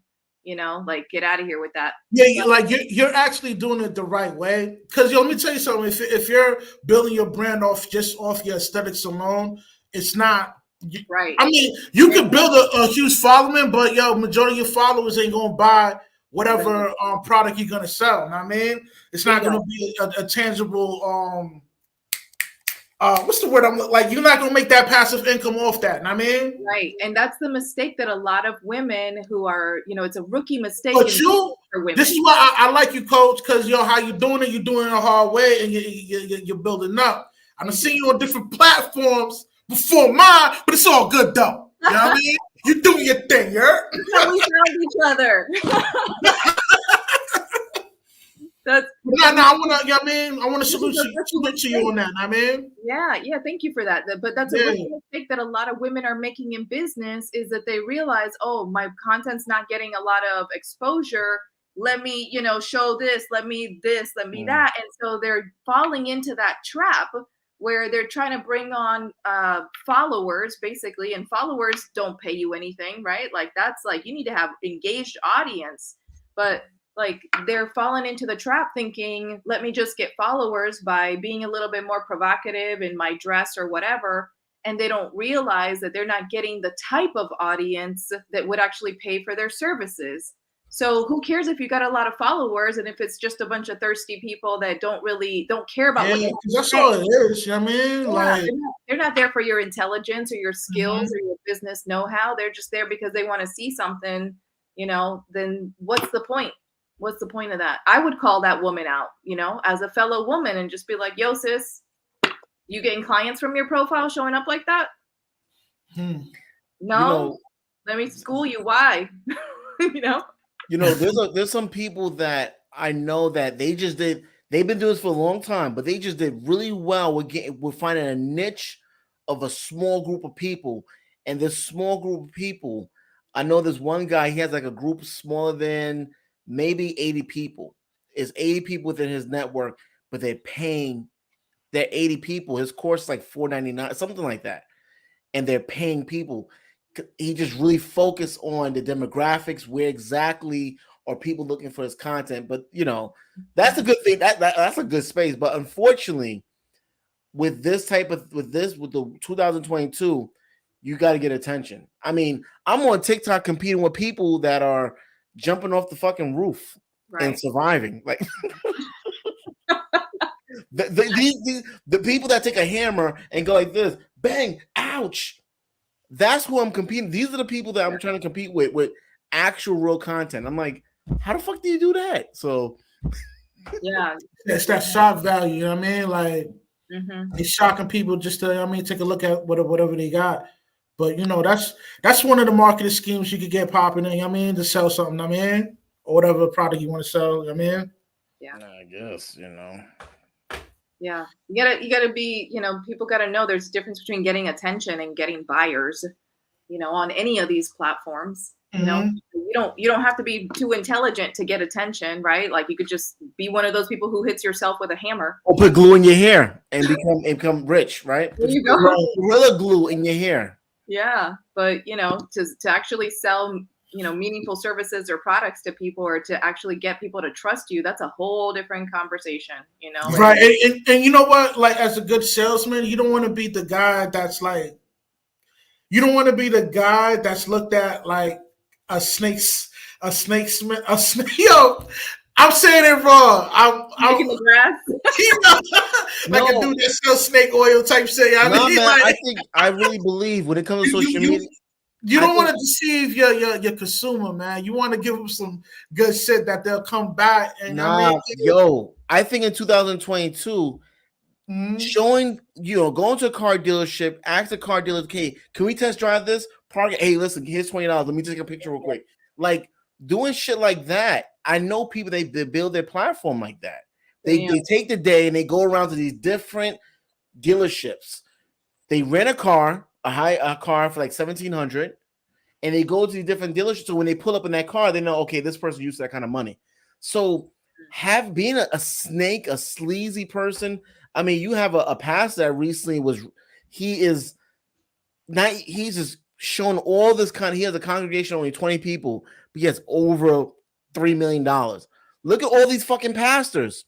Honestly, look at all these Christian pastors that have this private jets and stuff like that, and their people in their community are starving.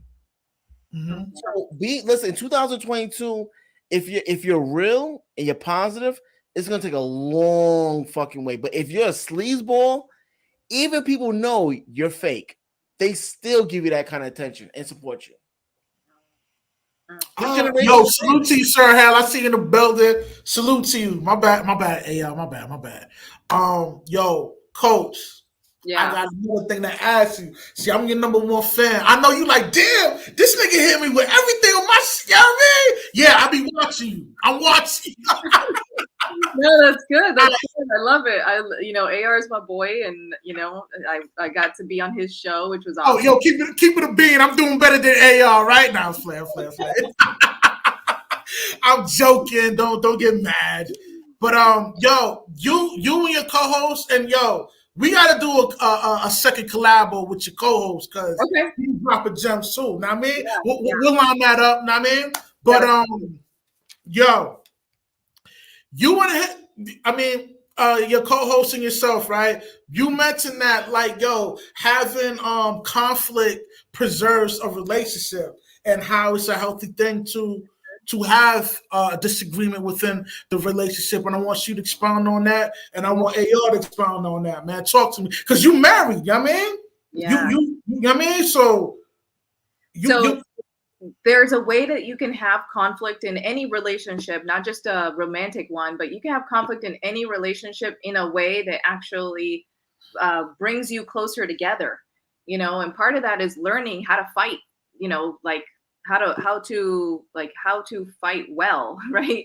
And actually sticking to the rules when you fight, right? So I recommend making what I call an agreement, or multiple agreements with people, like, no name calling, no yelling, no whatever it is, no storming out, right? No slamming the door, no walking away, things like that, no abandoning.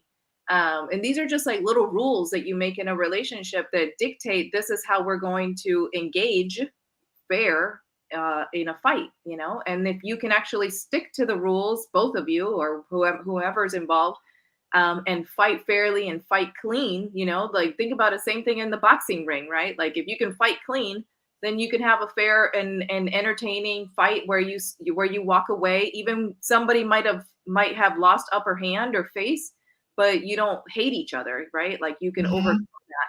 But if you end up in, the screaming, the fighting, the yelling, the name calling, the storming out and all that nonsense, none of that is really fair or clean fighting. And you're going to just end up getting worse. So now it's like, my issue isn't even what initially started the disagreement. Now my issue is your behavior during the fight, right? And so you see how toxic people will actually attach to that, because let's say you were mad at them because of something that they did that made you feel disrespected, but then in the confrontation about the issue, they pushed your button and you lost your mind. Right now, it's not about what they did anymore. It's about the fact that you lost your mind, and that's part of the problem. So that's why I say, like, people should learn how to have healthy conflict, and don't even bother with people that can't engage in healthy conflict with you, right? Like, because some people, they need to have that fight. They need to have the screaming. They need to have the drama and all of that. After I got divorced, one of my commitments and my agreements that I made to myself is that I will never yell again in a relationship. Right. I will never raise my voice. So, like, if we're in a situation, or if I'm in a situation that has become so heated that I feel the need to yell, that means that I feel unheard. And like, the only way for me to actually be heard is to yell. And if that's the only way to be heard, it's probably because I'm getting yelled at. Right. You see how, like, it takes two people, right? And so, I just have that agreement within myself. I'll never yell again, and I'll never allow myself to be yelled at by somebody. Word up. They are. Yeah. Well, first of all, I dropped Rush in your inbox. I dropped Coach Ariana. She's having a this month on the 28th. Is it the 28th? The 29th and 30th. Yeah, thanks She's for bringing having it up. a 2-day summit. So if you could take that link, because I can't. If I post it, it's gonna be. I'm not a moderator. So if you could post that she's having a free. Well, can you could, if you don't mind, tell us. Thank you. Yeah. So I'm hosting a 2-day event. It's called the Self-Made Man Summit. It's for men only. And the entire event is going to be focused on self-mastery and personal development topics for men. in a space that's exclusive for, you know, doing men's work and healing. I'll be the only woman there as a facilitator. And my goal isn't and never has been on my platform to tell men how to be men. My goal is to support people with self-mastery, which has been my journey. And so when you focus on mastering different aspects of your life and your performance, you can attract healthier relationships. You can be a healthier person mentally, emotionally, physically, spiritually, and so on. That's what it's about. So 29th and 30th is from 5 to 8 p.m. Eastern time on both days. So if you go to selfmademansummit.com, you can get more details. And it's free. It's free. Yeah. You gotta say it first. People like, wait, how would I find? No, it is free. All right. It is free. So yeah, feel free to join me. And like I said, you know, just come with an open mind and open heart. And no bad. That's dope. That's dope. Like, what led you in that lane to become like a certified coach? Because I know you worked in the HR. See, I know everything about you. You Yeah, right? Right? Yeah. I got an A right now. Yeah. But like, I mean, like, yo, what led you in this journey to become a certified coach? Yeah. And that's like to coach men. Because you mostly coach men, not women, right? I mostly coach men. I started off doing both, but then I noticed like, I just tend to attract more male clients. I think there's just more male clients interested in personal performance topics. Hold on, I got a question. Like, how do you discern from a client really trying to, you know what I mean, slide up in them drawers, or somebody who's really seeking help? Because, you know, you probably get mad traffic because, you know what I mean? Yeah. I think that's a fair question. You know, you know, you can feel it, you know, and honestly, like the conversations that I'm having with a lot of men are so personal and so vulnerable that it's not surprising to have a man, you know, feel like he might have feelings for me. And what I help him understand is that he doesn't actually have feelings for me. I'm just the person that facilitated his opportunity to feel his own feelings. And so he starts projecting that on me. Right. You know? Now, and this is why I do take you seriously, because, you know, like, I may not act like it. You can tell I don't live a consecrated lifestyle, but I am a believer. And I got a question for you, right? Like, when was your divine moment that you realized it was your calling to somewhat? Because really, you're ministering to men. I mean, so break that down. Like, how'd you came to that moment of your revelation, getting that divine moment? Talk to me. So I spent 17 years first off, I'm 40. So for people that are like, how'd you spend 17 years in anything? I'm 40. I spent 17 years in a relationship that was really turbulent and toxic and very, very difficult with somebody that just didn't want to change anything. Hold on. Okay, so you was attracted to that typical emotional, unavailable type joint, right? Yeah. See, I know I don't be bugging. I be telling everybody that. That's what most women are attracted to is a dude that's emotionally unavailable. Well, that came from my childhood, because I had a parent like that. And for me, then when I met somebody that was like that, that just felt normal. You know, I didn't really know what it was like to not hit in an emotionally unavailable wall, because that was. I gotta say this, man. You just kept it a bean, 1,000 fax machine. Like, yo, I commend you for that, because most women would not keep it a bean like that. Proceed. Talk to me. You gotta be, until you can see yourself in the role that you played and the role that like your trauma plays in your life, you can't really heal it. You know, so that's how I ended up in that relationship. Took me 17 years to finally make the decision to get out of it. But toward the end there, back in 2013, I got very, very sick and I almost died. And that shit woke me up. That was a game changer. Like, it made me really realize, like, okay. So when you got sick and when you was in that, because they say, right, I know, like, I mean, like, since you proclaim that you into this, I mean, matter of fact, yo, you Christian or? Yeah. Catholic. No. Now what's the set? Pentecostal, apostolic? Yo, talk to me. Oh, I grew up Seventh-day Adventist. Okay. Y'all go to church on Saturdays, not Sunday, right? Mm-hmm. Okay. Like, when you was in that vulnerable moment, right? Because they say, like, the moment, I mean, you get into this, like, when you come to the creator in a broken state, that's when you receive that divine moment. Now, because you was like sick and like in that moment of, you know what I mean, crossing over to the, you know what I mean, other side or whatever, was that pivotal moment you received that divine moment that like, yo, Yeah. man. So interestingly, like that made me start questioning everything in my life, like the whole life that I built, which from the outside looking in was a very successful looking life, right? We had the house and the cars and the marriage and the career and all of that. But inside, I was not like very unfulfilled, very stressed out, very sad, and very. So hold on. Okay, so your husband was a successful dude, caked out, probably like, you know, he was like 6'1", 6'2". No, not at all. No. Oh, how tall was he? 5'11". Oh, nigga, you're close enough. You know what I mean? Like, yo, he was a typical archetype. And even with all that bread he had, and he gave you provision and all that, you still felt unfulfilled. Well, in my relationship with my ex-husband, I was the primary earner and I was the masculine one in the relationship. Oh, hold on. So you had yourself a bad boy then. You know what I mean? He didn't want to be a provider. He didn't want to be a provider, right? And hold on. So he just didn't want to change himself. And that was like the turning point. He was getting money, but you know what I mean? It was, you know what I mean? Yeah. I'm hip to the game. We ain't gotta say no more. You know what I mean? I'm not here to interrogate you. I'm hip to the game. You know what I mean? So he didn't want to, you know, like when I started showing up, like, hey, like something about our relationship has to change because this is like it's abusive. We're in a cycle of abuse, right? Then he said that I was the one with the problem, so I needed to change and I could go get help by myself. So that's what I did. He didn't want to do it. He didn't want to do the work, and you know, I just felt like this is the only thing I can do is change myself. That was the awakening from getting sick. I stayed sick for like 3 years though. Like 3 years? Yeah, so what 3 years to what recover. was your what caused you to get the sickness? Like what was it? Like so I had a medical injury. So I had a medical procedure and then I got that procedure, I got injured during the procedure.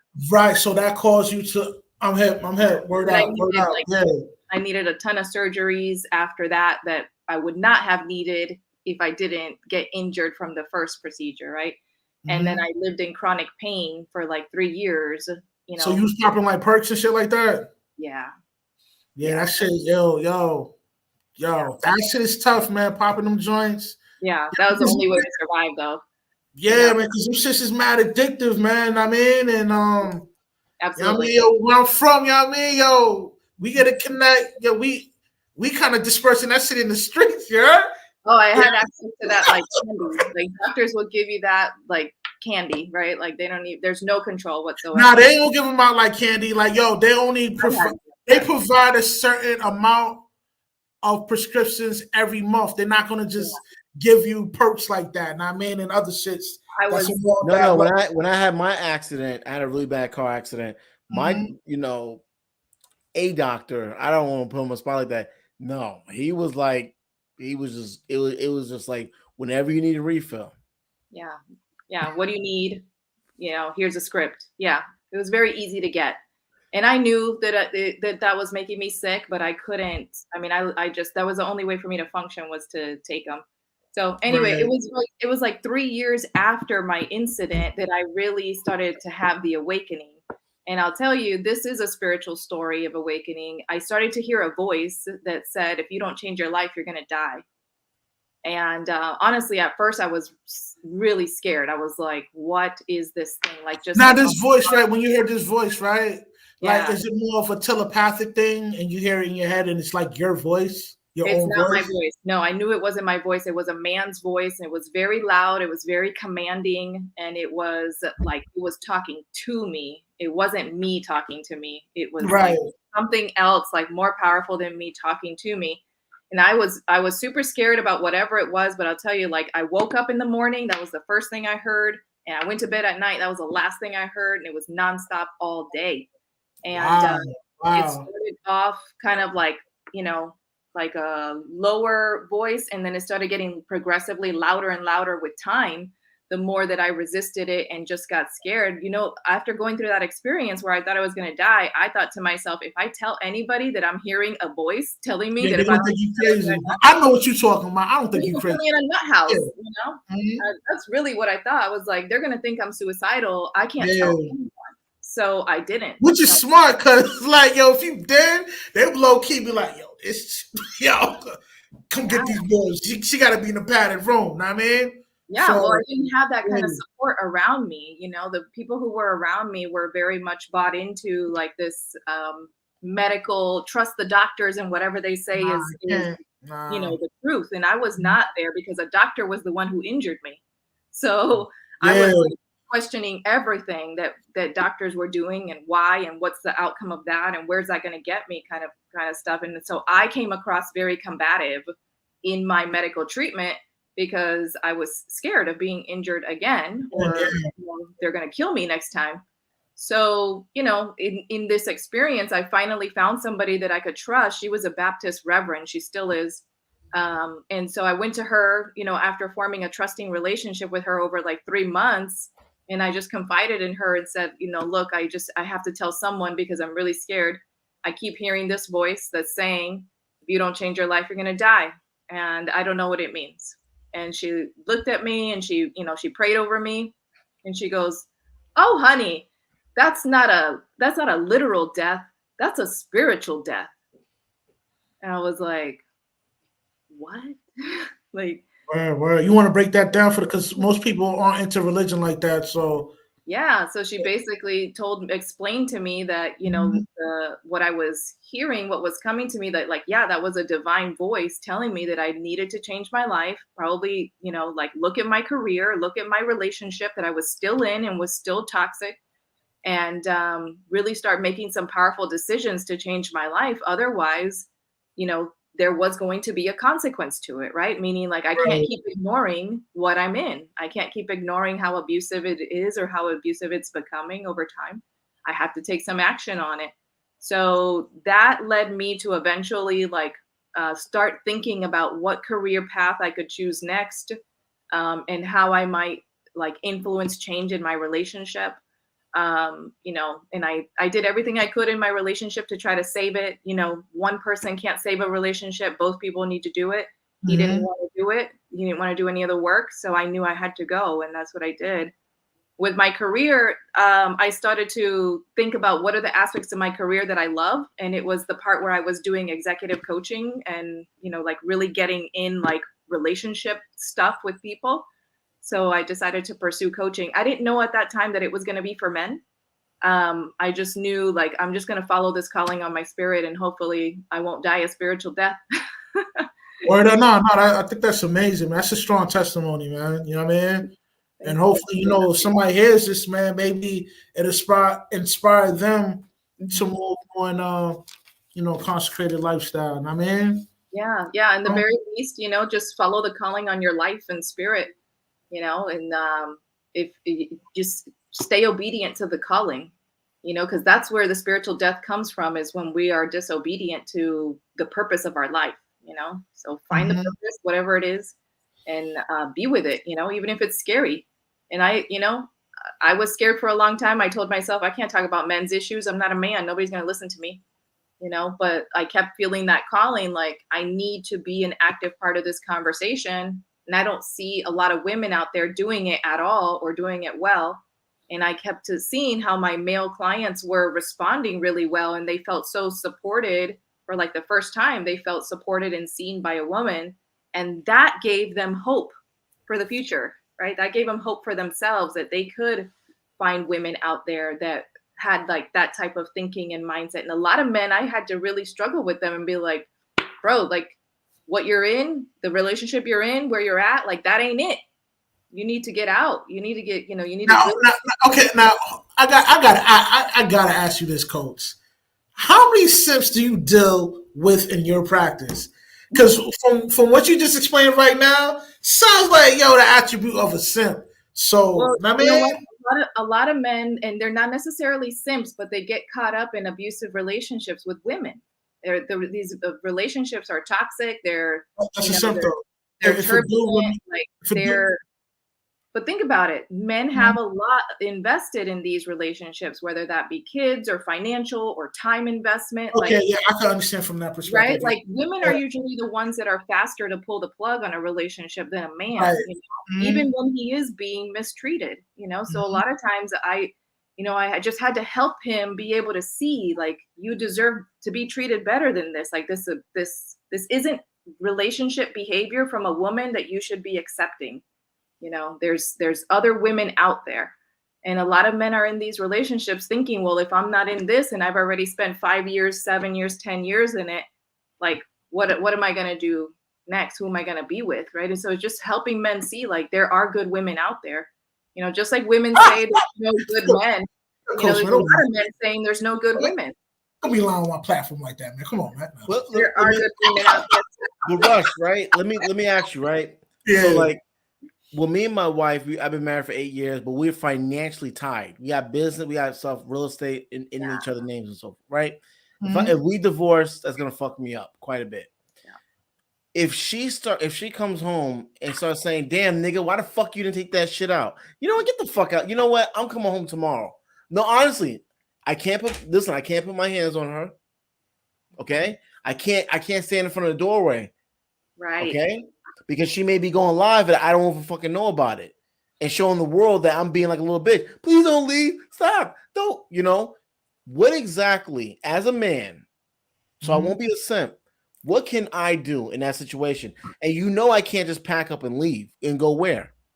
No. To a hotel. I'm gonna spend all this money on a whole, you know. Or even if I do, once a man leaves the house, man, you're supposed to go over your side chick crib. What are you talking about? I'm kidding. I'm kidding.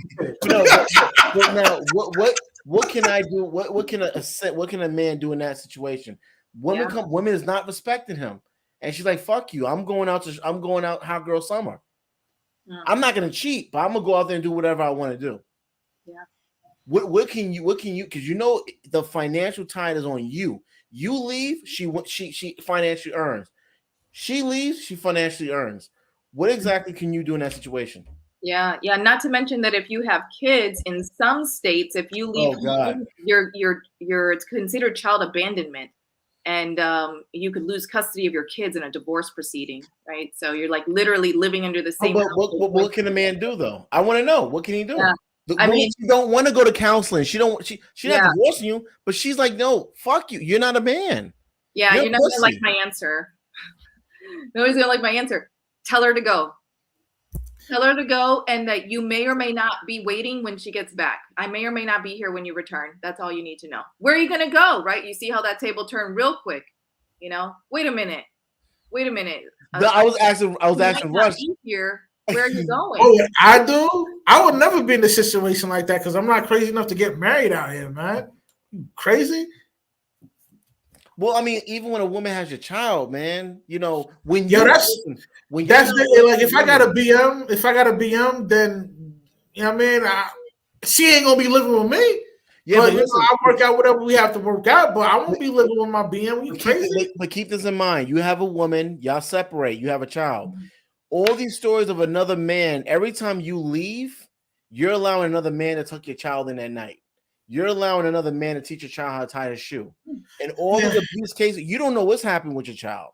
Yeah, you're right. Yeah, I mean, I get it. You know, like, so what can a man do? Good around your child, but you're in the situation. You're married, and in reality, listen, if you got a BM, 9 times out of 10, she's gonna become the custodial parent, and you gotta submit to whatever protocol she got. You ain't gonna beat her, so you might as well try to finagle the bagel, work shit out. Know what I mean? But no, this is why I don't have kids and I'm not married. Well, you just said that's a simp. I'm just a professional backbreaker. You heard? I'm kidding, guys. Even Coach, that's what I wanted to point out is that a lot of these men, they're forced to be a simp, to allow themselves to be dominant, even though because it's like, if I do this, if I do that, damn. Yeah, that you realize like it's a rock and a hard place. Yeah, there's no way to really win or come out on top, you know. And if there's kids involved, the kids are the ones who lose every time, you know.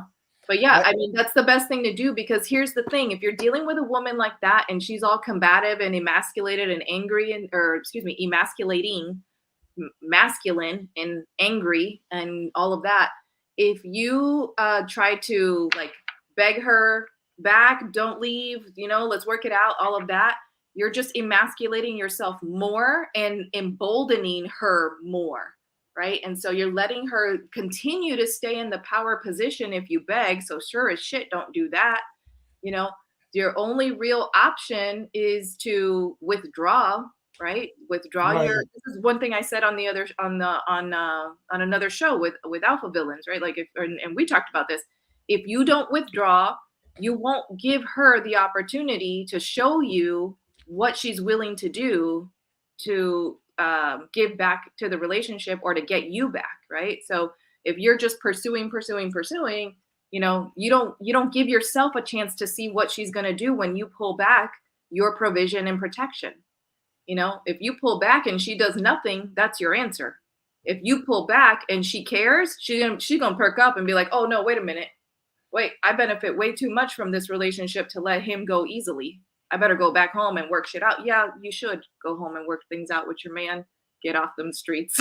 Like, what are you doing? You got a good man at home, you screw it up. From what I believe personally, if a man get in that situation, you have to be willing to lose out. Yeah. There's nothing else. I'd rather pay alimony, I'd rather lose out than having a woman that's being fucking combative in my household. That's the most craziest thing. I'd rather you rob me at gunpoint than having a woman that's saying, basically, you're a pussy. I would rather, I'd rather anything happen. But I think men in those situations, you got to be willing to lose. You got to be willing to walk away because you can't control anything you do. And if you're a content creator and she's recording, if you're a content creator, she's going to be recording you. Yeah. To embarrass you. Yeah. Also, like us women, right? Like I include myself because obviously I was born a woman. Women take action on emotion a lot of times, right? So they get angry in the relationship or mad at you. And then, the next impulse is like, oh, I'm going to leave. That's all based on emotion. There's no rationale there, And so part of it is, being willing to call her on her bluff, oh, you're going to leave? Okay. Like, that's literally how I would handle it because like, what else are you going to do? Like you just said, like you can't put your hands on her. You can't block the door. Even that's considered abuse. In a lot of ways, and like socially. Right? They could charge you for kidnapping for something like that. Like, right. Prevent her from trying to leave the house. I know you're laughing at y'all, but yo, this is real shit, bro. But I know, and that's why I'm laughing. I'm just like, yeah, you have to be willing to lose. So, the thing is, when you call her on her bluff and she realizes that she's being irrational and overly emotional, hopefully she will come back, home to her heart, to a more emotionally balanced place once she gets, once she's not as angry anymore and realize that she's making a mistake. That's all you can really hope for, and if she doesn't, I mean, I can't, how many times I've said this to men, like if she doesn't come back to her senses, that's your answer, right? Like that's not your woman. And like you said, AR, like you don't want to be with somebody like that you like at like this fighting all day, every day. What a terrible existence, man. Right. She's not your child. You don't control her. As much as I would like to be in control of this marriage, I do not control my wife. Yeah. But I am in control of myself and I am in control of my space, my environment. If she wants to go off and do it, then then that's what she has to do, but let me ask y'all this. Do you think having a lack of affection within the relationship would diminish the relationship between the male and female, or I'm bugging? Like physical contact and affection like that? Well, I guess I should be a little bit more specific. Like, yeah, physical contact, speaking. I mean, how strong is the communication amongst the male and female? Like, would that play a good part? If that's not happening within the relationship, like, would that just diminish the relationship between the male and female? Yeah, I think so. I mean, if you guys aren't that, then you're just roommates. Yeah. Like, is that what you signed up for? Yes or no? I don't know. Some people want to be married to somebody that never wants to have sex because they never want to have sex, and they think that's the worst. That's the worst, man. I just think, You know, it's Well, you know what, yo, coach, a lot of that is going on though. A lot of dudes that's in a long-term marriage, they're not getting the buns. Like, what's the remedy to that? Yeah. Oh, you laughing at y'all? What's so funny, man? You gotta be some type of. I mean, hey, man. I mean, talk to me, coach. What's the remedy to that? Or he just cheating, right? Here's the thing. A lot of women use withholding sex as punishment for their man when they are mad. I don't want to say it, but you said it. I went there. On that. And that's just wrong on every level. You know, like not only are you cutting off one of the main thing that your man needs in order to be able to stay emotionally connected with you. This is why, like, when it comes to like cheating, like there's responsibility on both sides, you know. Women, right. Her man cheated, now she's mad. You haven't had sex with him for 8 months. Are you like, what did you want? What did you expect? Yeah. Where did you think he was going to get his needs? Like people laugh when we say this, but yo, post-nut clarity is a real thing. Like before we catch that nut, like it's just we're just in our primal instincts where obviously through aging we get to master this urge. We're not subservient to our lust. But as a young man with all that testosterone coming through your veins, like, yo, you ain't got that post-nut clarity, things gonna happen. And even if you smash a chick that you don't really want to smash after you nut, you gonna wake up from that trance like, yo, what was I thinking? I should have never did this. That's the first thing that comes in your mind after you nut when you smash it. It smells. You know what I mean? Yeah, by then it's done. It's done. So, I mean, you gotta, I think you really gotta pay attention as men to the type of women that you're dealing with. If she thinks that withholding sex is a appropriate way of communicating, I'm upset, that is a huge red flag. That's like abuse. Yeah. Let me tell you, that's why it's abuse if she's doing that deliberately. It's like, yo, one, if you do step out, like, yo, you could get financially castrated because you made a move like that and you wasn't slick enough to not get caught. Two, you can't force her. It has to be consensual. To copulate with your wife, it has to be consensual, or it's gonna be, looked at something else. And yo, when a female does that with whole sex, don't get mad when he step out and smash something else. You heard? Because it's your duty to satisfy those urges. You heard? Yeah. Vice versa with the man. Some women will get really, really upset to say, that's your duty, but they want to put duties on men, right? It's your duty to protect me. It's your duty to provide for us, for our household, for our kids, for me, things like that. But then all of a sudden, when the conversation gets reversed about your duties as a woman towards him, oh, wait a minute. I'm not supposed to have any? Or my duties start and stop with cooking and cleaning and child caring. No, that's not how that works, right? So that's why, like, when you're gonna choose a wife, like even the Bible says, right, like a wife is a different kind of woman. The Bible says you should go out as a man and find a wife. It doesn't say find a woman and then turn her into your wife by marrying her.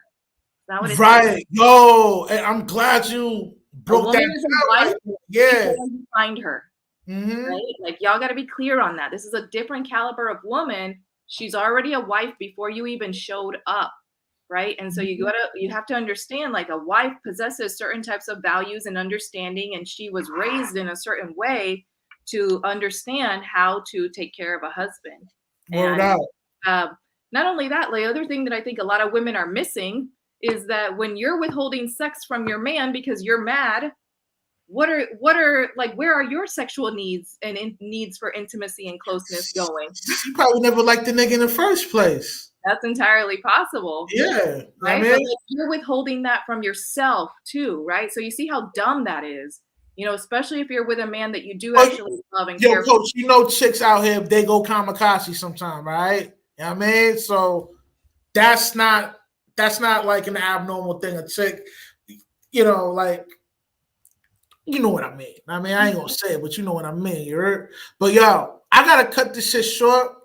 This was a dope collabo. I got AR in the building. Coach Oriana, you know what I mean?